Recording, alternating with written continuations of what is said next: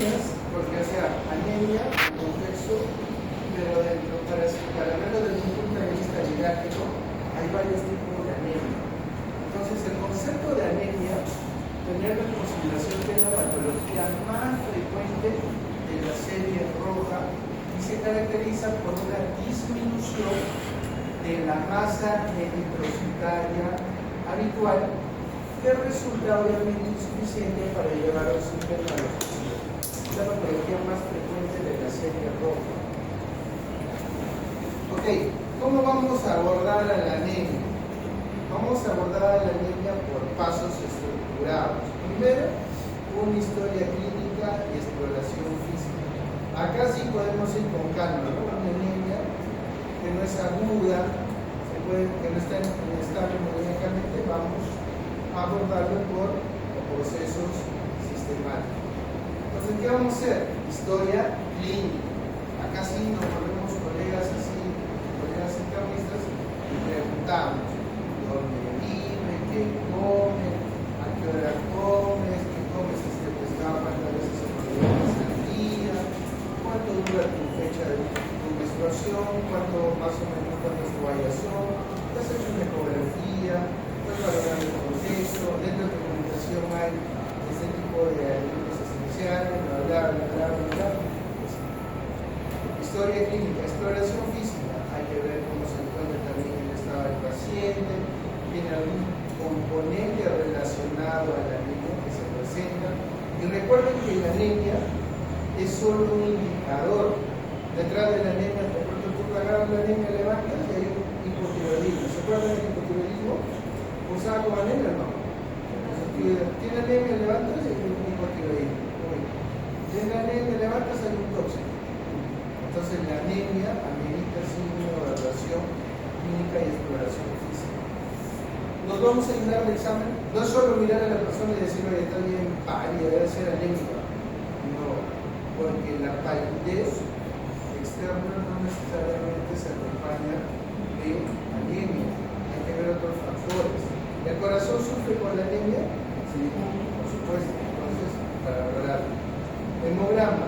En el hemograma tenemos el número de hematíes, la hemoglobina, el hematocrito, los índices reticulocitarios, que es el volumen corpuscular medio, determinación de reticulocitos. Y en base a ello, un poquito más a profundidad, el estudio completo del metabolismo férmico para poder identificar el conglomerado de qué ocurre con este paciente.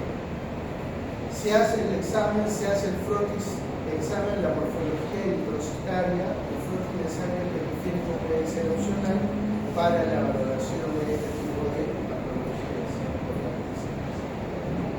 Uy, qué difícil. Ya no, porque a estas alturas lo que hemos visto en un dibujo simplemente lo estamos viendo en lo que vamos a ver en el tema de hematopoiesis. Entonces, ¿por dónde nos vamos a ir? Por la derecha, ¿cierto? Ya conocen la célula más grande, ¿cuál era?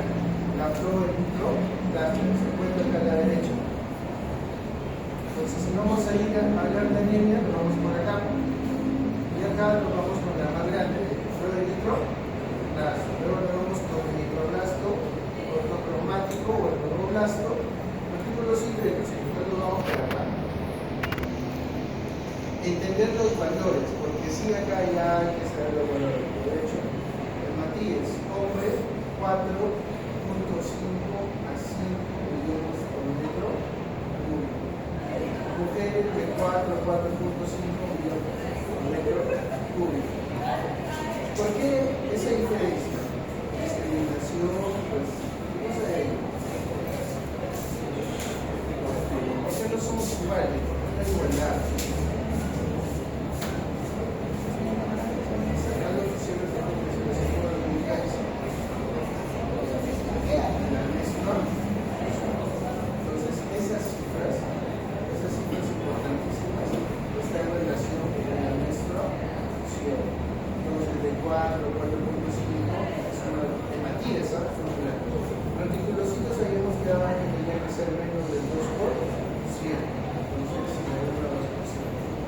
Hemoglobina damos por decidido, doctor, pero yo cuando llego al clínico me sacan el examen y me han dicho que máximo 16. Depende del laboratorio, de referencias y los consensos que hace la OMS.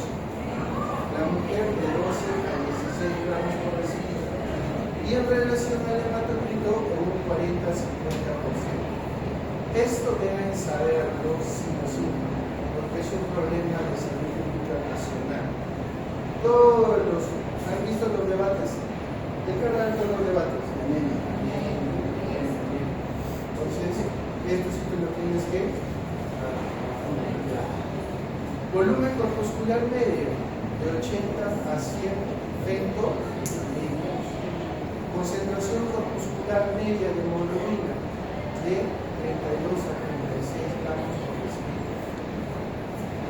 Hemoglobina corpuscular media de 28 a 32 gramos. Entonces, el volumen corpuscular medio, así como el hemoglobina corpuscular media, son característicos de este contexto que debemos saber. Como hay varios tipos de anemia, siempre he tratado de buscar un enfoque que se nos haga más digerible en alusión a que así se visualice el criterio morfológico. Por ejemplo, si lo vamos a ver en contexto de volumen y de tamaño, se va a dividir en macrocíticas, normocíticas y microcíticas. En el volumen y el tamaño, en macrocíticas, tenemos que entender que el eritrocito va a ser de mayor dimensión. Entonces, el volumen corpuscular medio será mayor de 100. Siendo normocítica y microcítica, el volumen corpuscular será menor de 80. Todas las anemias megaloblásticas son macrocíticas. Ojo, todas las anemias megaloblásticas son macrocíticas, pero no todas las macrocíticas son megaloblásticas. El contenido de hemoglobina, que le da generalmente la coloración roja, lo clasifica como hipercrónicas en relación a mayor de 32, no se olvide, no será hemoglobina corpuscular media. Hemoglobina corpuscular media mayor de 32. Y normocrónicas y hipocrónicas con una hemoglobina corpuscular media mayor de 28. ¿Okay? Teniendo esos parámetros, podemos clasificarlos en macrocíticas, normocíticas y microcíticas.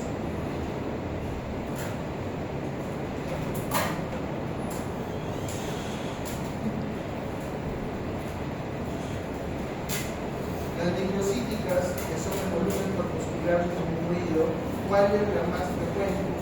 La que nos aqueja, la que no hay pierde, es la anemia ferropénica, que es la más frecuente.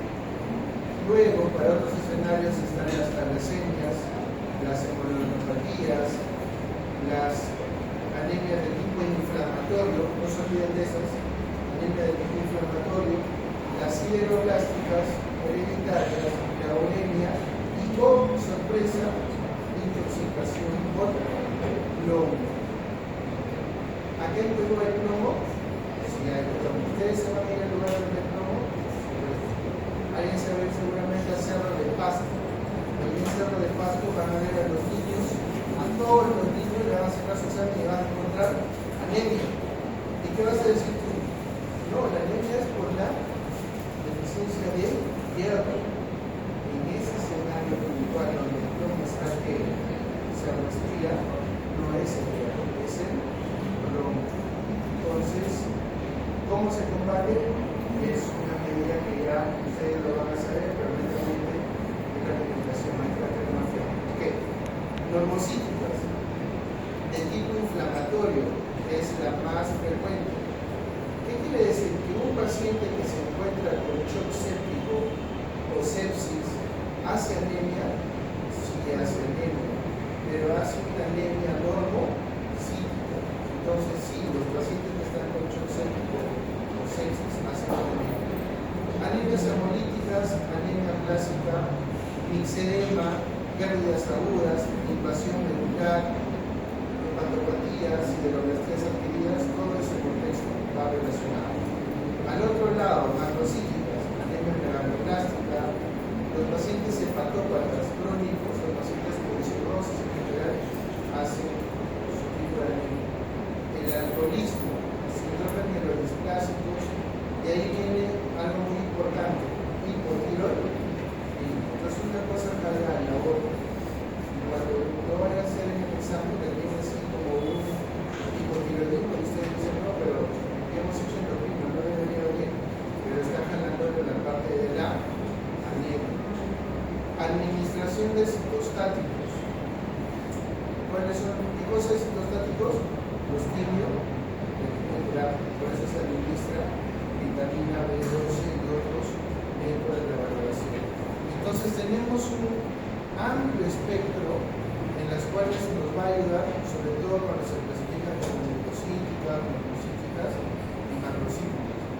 Pero ¿cómo voy a sospechar? Con la historia clínica. Es obvio que una historia clínica que te menciona de un paciente alcohólico, con tendencia al consumo de alcohol, con una hepatopatía crónica, yo esperaría una macrocíclica, podría ser, pero lo más frecuente es una macrocíclica. Un paciente que viene desde los 4 años, viendo sus controles orgánicos, se les hacen diferentes estudios, y tiene plomo, 100, pensaría que es una ferropénica.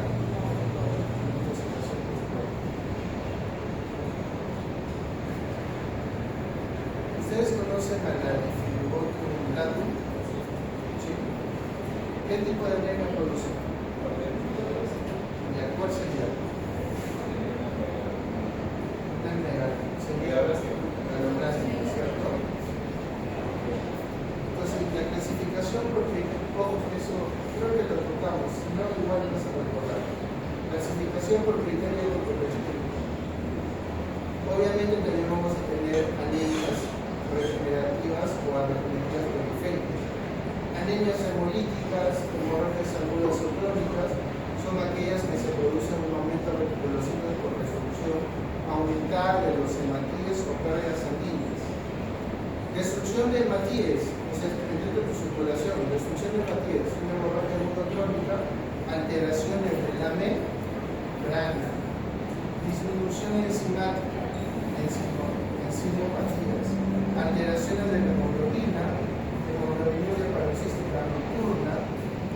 Estos son corpusculares. Los extracorpusculares, anticuerpos, contextos mecánicos. Y si es contexto mecánico, ¿dónde está el problema? El vaso. Secuestro mecánico, hiperesplenismo, infecciones del paludismo y del clostridium. Creo que ustedes saben cómo es el tema del paludismo, ¿cierto? Ingresa, se sabe, el parásito ingresa, se reproduce y hace eclosionar el peligro. Y en el otro cuerpo, anticuerpos inmunohemolíticos, hace referencia a lo que es la destrucción de la célula del organismo por un anticuerpo, por un medio. ¿Ustedes han escuchado el oxocelismo? El oxocelismo, mordedura de araña, marrón, la de los rincones. ¿Por qué ellos hacen hematuria? Hay destrucción de biológico. Exacto. Entonces, ¿qué hacen? La araña muerde o pica. Muerde. Muerde, ¿cierto? La araña muerde. Muerde, pues. Vamos a filosofar un poco más. Mira, ese es el tema de filósofos de veterinarios. Entonces, Tiene dos cositas. siempre mencionan, ¿no? Mordedura, dentadura. Sin embargo, el contexto para que llegaron los veterinarios indicaron que el proceso de la articulación, porque ellos tienen quelíceros, entonces los quelíceros hacen un procedimiento articulado. En cambio, en la picadura, la abeja, solo tiene en el abdomen, sale un fondo, y eso es un proceso netamente sin articulación. circulación RTP, y se encera y por eso muere. En cambio, el otro, la mordedura es un proceso acumulado de la araña, sus quelíceros, y ahí hace la sucesión de la mordedura. Es un proceso tiene articulaciones, por eso se llama mordedura. No necesariamente está en relación a lo que, pero sí fue un debate filosofal de los bueno, los quelíceros ingresan y como es pregunta de examen, probablemente va a decir ¿cuál es el veneno? ¿Cuál es el veneno de la mordedura de la araña? Es el problema, la fosfolipasa D, o algo específico que ligaza D. ¿Por qué nosotros tenemos que saberlo? Porque en Perú, la araña que tenemos que la Leucoceles está en todo el mundo, menos en los polos. Pero la más peligrosa de todas ellas se encuentra aquí en Perú, como las. Entonces la más peligrosa se encuentra aquí en Perú. Y ella se llama, no sé cómo se llama, Leucoceles laeca. Y esa Leucoceles laeca la concentra bastante y era que genera enfermedades. Si esta de acá es el eritrocito tiene una capa lipídica, ¿cierto? Y sus esqueleto y demás. ¿Qué hace la espinomeligasa? Cuando es sistémico, ingresa y destruye la capa externa, no la interna, la externa. Y como destruye la capa externa, deja expuesto la parte interna. De ahí pasa el complemento, pasa todo el mundo, ¿no? Y dice, oye, pero esto no debería estar acá. ¿Y qué hace? El complemento ingresa y genera cascada de inflamación. Y como hace una difusión de lo que es la parte externa, el glóbulo rojo pierde su forma de cóncava y se hace esclerositosis. Y ya ahí nadie lo perdona. Todo el mundo lo ataque y hace hemólisis. Y el paciente orina rojo, se taponan los riñones y ese es el problema. ¿Qué hace?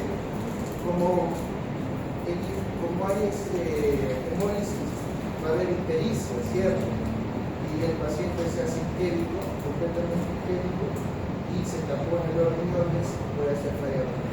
Ese tipo de anemia es la que se habla de una destrucción extracorpuscular por medio de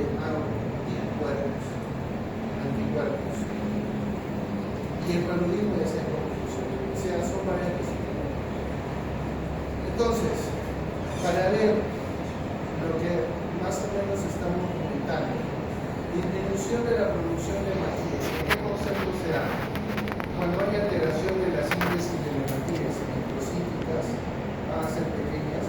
Cuando hay un déficit de hierro, llamada también anemia ferropénica. Disminución de porfirinas, anemia sideroblástica. Alteración de la globina, las talas secas. Y acá lo que mencionábamos, alteración de la síntesis de DNA, déficit de vitamina B12, de ácido fólico, anemia megaloblasticas, déficit de purinas y pirimidas. Daño medular por quiénes? Agentes físicos, radiaciones, infiltración tumoral, un contexto denominado anemia de pacientes que les falta, ¿se acuerdan de la eritropoyetina que habíamos mencionado? El déficit de proteína en quienes, en los nefrópatas, en aquellas. Hay una infección, disminuye la eritropoyetina, pero no a rango cero, pero por eso se puede cambiar. Y disminución del requerimiento de oxígeno en endocrinopatía. Hipotiroidismo. Ok. Entonces creo que solo el doctor conoce la fibrosis. ¿Todos conocen la dificultad? ¿Sí conocen? La tiene del pescado. ¿Sí? ¿Cuánto metros mide?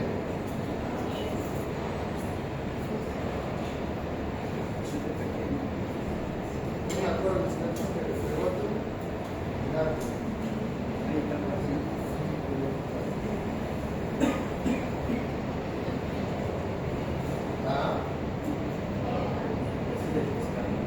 Disculpe para lo que están comiendo. Pero todo esto es, casi todo, es como si fuera una pieza anatómica, ¿no? Parece la tripa de pollo, ¿verdad? Bueno, entonces es muy grande, prácticamente son 12 metros. Pero ¿qué es lo que hace? Para su tamaño se lleva toda una vitamina. ¿Qué vitamina le gusta? La B12. Entonces, el paciente puede estar con todo eso y presenta una anemia. Y cuando valora, se está llevando, es el diferencial. A mí me llama mucho la atención la dimensión del tamaño. Personalmente, es toda la dimensión del intestino. Y ¿dónde se encuentra? Está ahí. A mí que me gusta el marisco. Es el lechón. Yo tengo ese lechón de los fines de semana. Anemias hipoarregenerativas o centrales. Generalmente son anemias en las cuales se encuentran incluidos los reconocidos porque la capacidad de regeneración, claro, es regenerativa, o sea, no hay capacidad de regeneración de la médula ósea. ¿Cuáles son? Una anemia plástica, los citaminos radioclásicos, las células protectoras comprometidas de la leucoplastopenia, trastorno de la maduración de precursores por efecto de la del DNA en general. Entonces, eso es un contexto a tener en consideración. Yo creo que lo dejamos acá, porque eso tiene que ser así.